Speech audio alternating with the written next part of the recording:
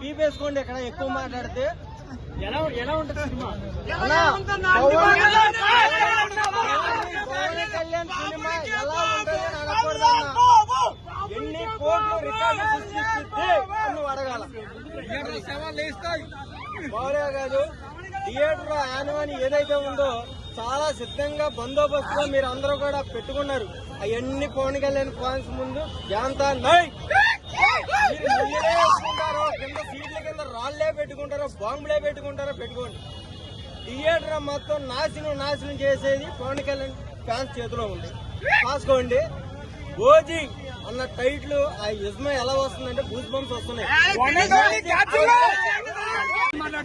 మాట్లాడించుకో, మాకైతే OG sir OG